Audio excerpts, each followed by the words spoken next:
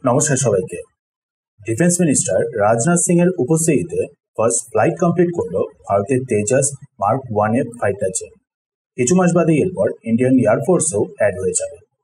কতটা সিগনিফিকেন্ট এই ডেভেলপমেন্টটা আর চীনার পাকিস্তানের ক্ষেত্রে এটা কতটা চিন্তাজনক বিষয় হয়ে দাঁড়ালো জেনে নিন।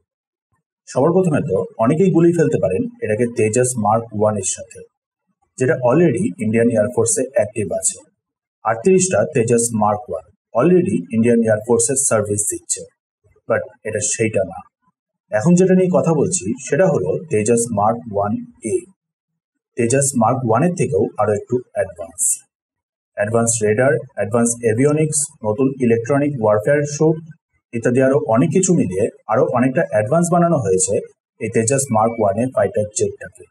প্রপার 5th জেন না, 4.5 gen, but aerodynamic shape, radar absorbing material, এসব আরো অনেক কিছুর মাধ্যমে র্যাডারের ক্রস সেকশনটাকে রিডিউস করে দিয়ে বেশ খানিকটা স্টেলথ বানানোর চেষ্টা করা হয়েছে। সাথে তেজাস মার্ক 1 ফাইটার জেটে মিডিয়া রিফিলিং এর ক্যাপাবিলিটিটা ছিল না। সেখানে তেজাস মার্ক 1 এর ফাইটার জেটটাকে এমনভাবে বানানো হয়েছে যাতে মিডিয়ার রিফিলিংটাও করা যায়। অর্থাৎ এর ফলে ফাইটার জেটগুলো অনেকক্ষণ ধরে নিজেদের মিশনগুলোর উপরে কাজ করতে পারবে। বাট সব থেকে ইম্পর্টেন্ট যে ব্যাপারটা হলো সেটা হচ্ছে আবার এই ফাইটার জেটগুলো হলো 65% ইন্ডিজিনাস। মানে এই ফাইটার জেটগুলো 65% ভারতেই তৈরি হয়েছে। বাকি 35% কেন ইন্ডিজিনাস না সেটাতে পরে আসছে, আগেই অন্য দিকগুলো জেনে নিন। এই তেজাস মার্ক 1 এর ফাইটার জেটটাতে ইন্টিগ্রেট করা যাবে ব্রহ্মোস, অস্ত্র, রুদ্রম এরকম সব ইন্ডিজিনাস মিসাইলগুলোকে। মানে মিসাইলের জন্য অন্য কোনো দেশের উপরে আর নির্ভর করতে হবে না। অর্থাৎ এই ফাইটার জেটগুলো একবার যদি পুরোপুরি 100% ইন্ডিজিনাস হয়ে যায় তাহলে অসুবিধা হবে না মন মতন করে প্রডিউস করার, মন মতন করে ডিপ্লয় করার। ক্রিটিক্যাল সময় ফাস্ট পেসে ডিপ্লয় করা যাবে। বাট প্রবলেমটা যেখানে হচ্ছে সেটা হলো ইঞ্জিন। আপনি হয়তো দেখেছিলেন এই ইমেজটা, কিছুদিন আগেই বেশ ভাইরাল হয়েছিল।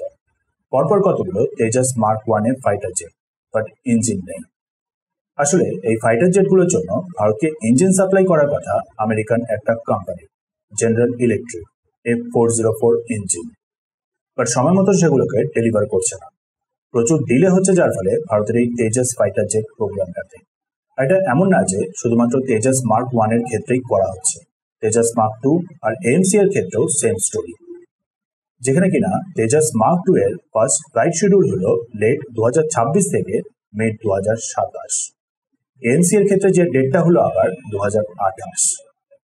যাই হোক, সো এই কারণেই ভারতের তরফ থেকেও এবার অল্টারনেট অপশন খোঁজা শুরু হয়ে গেছে। ফ্রান্সের সাফরান কোম্পানির সাথে মিলে তেজাস মার্ক 2 আর AMC এর জন্য ইঞ্জিন ভারতেই তৈরি করার চেষ্টা চলছে। সাথে কাবেরী ইঞ্জিনের উপরেও আরো বেশি করে সময় দেওয়া হচ্ছে। যদি ইঞ্জিনের দিক থেকেও ভারত স্বনির্ভর হয়ে যায় তাহলে দেখতে পারবেন ভারতের এয়ারফোর্সের আসল ক্যাপাবিলিটি। যাই হোক, চেষ্টা চলছে 2026 মার্চের মধ্যেই 12টা তেজাস মার্ক 1 এর ফাইটার জেট, আরো 83টা ইনিশিয়ালি 2029 মধ্যে, দেন তারপর আবার আরো 97টা 2034 গিয়ে। মানে পরের বছরই দেখবেন বেশ কতগুলো তেজাস মার্ক 1 এ ইন্ডিয়ান এয়ারফোর্সের কাছে এরকম লাইন দিয়ে দাঁড়িয়ে আছে। রিসেন্টলি MiG-21 গুলোকে যে ফেজ আউট করা হয়েছে তারই জায়গা নিয়ে নেবে এই জেটগুলো, আর তারপরেই ডিপ্লয় করে দেওয়া হবে সোজা ওয়েস্টার্ন বর্ডারের এই ধার দিয়ে। সো বুঝতে পারছেন আশা করি কতটা ইম্পর্টেন্ট এই ডেভেলপমেন্ট।